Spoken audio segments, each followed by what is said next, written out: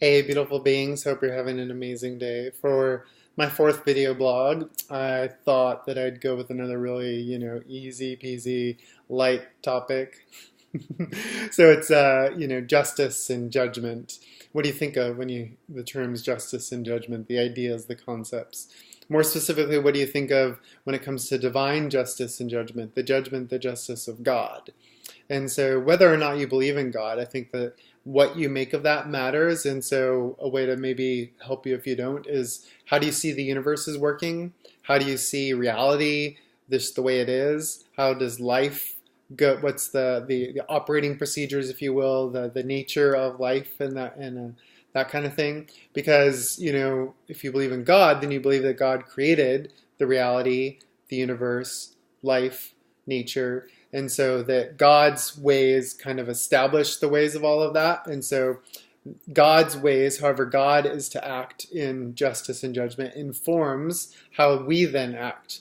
And so being humans and being cognizant, and thinking creatures, and we can have free will and we create our own ways, that what we make of the universe, what we make of God or our God figure, how we think that works, then forms and shapes us. And so, for example, there's two ways of that I understand kind of big categories for justice, and one is retributive, and the other one is restorative.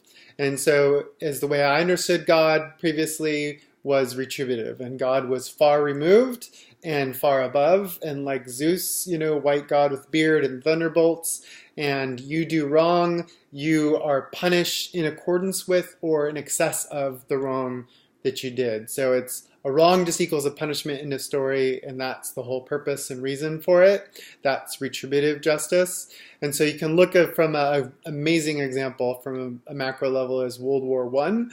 At the end of World War One, when the Allies, the US and Great Britain and France, etc., won the war, we retributively punished Germany and the enemies and laid these like massive burdens on them financially and took away like the heart of Germany, at least like their whole the place where they had like all their economy, their commerce, and like they constructed stuff and like took that all away from them. And so it just like decimated the country. And so the retributive justice that we used on them then what played a big factor in Nazis and Hitler, the formation of them, the rise to power of them, which then led to the Holocaust in World War II. Whereas we use restorative justice after World War II, because I think in some ways we learned our lesson with the Marshall Plan. And so for Germany and Japan, our two main enemies, we poured money and aid and help into rebuilding their countries, helping them reform their government, helping them write new constitutions, and now they're two of our best friends, and things have gone way better with them because we restored them to goodness and to health and to wholeness. And so that's the way I understand God working. There's a famous passage in Isaiah 55 that said God's ways are not our ways, they're better than our ways.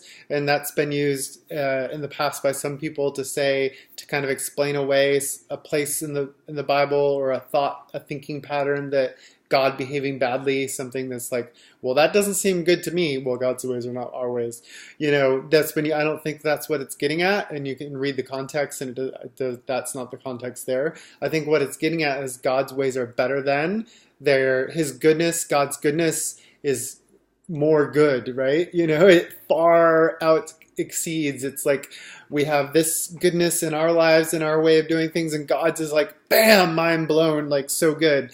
And so God's justice is restorative. And so you look in the prophets, and Israel was God's people, and they like kept messing up and like worshiping other gods or hurting people or being divisive or things like that where God was like, don't do that. That's not part of our agreement of you being my people. And so then they would get conquered or lose a battle, or there'd be a famine or whatever. And all that was attributed to be justice and judgment from God. And that justice and judgment always, though the prophets kept coming back to it, was because God loved them and desired a relationship with them. And in the end, it was going to lead them back to the divine. And so it was always for the purpose of restoration. That's what that judgment and justice was. And so I know I've been mostly talking about judgment, but judgment is where I had thought of it as like from on high, a declaration of you're suck and you're wrong, like you didn't realize it, but you did this wrong. The way I understand it from the Hebrew consciousness is that judgment is a light being shown upon the situation. So it's, I harmed my wife by saying a careless, unkind word to her, or I spoke into her past harms and traumas in an uncaring and unkind way, and maybe I didn't know it at the time, but judgment is when the light is shown on it in such a way that oh, that's what I did. That's how it affected you. That's how it hurt you, and I feel it, and I know it, and it's here. That's judgment. It's a shining of light onto our actions, our ways of being, our realities, or our beliefs, and our thoughts, and all those kinds of things.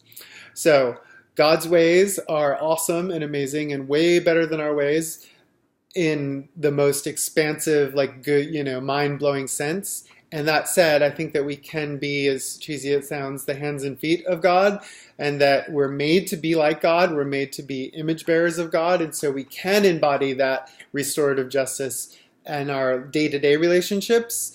Like you think of an intervention where, somebody's addicted to drugs, and that's a super awesome example of restorative justice, where we bring to light what they're doing, so that's the judgment, and how it's impacting us. You've seen maybe the shows where they read those tear-dropping letters about the impact on them, and that brings into the light what's happening with that person and how it's affecting those around them. And then restorative justice, they urge them and try and get them to go to rehab and be restored to fullness and health and wholeness and a joyful life.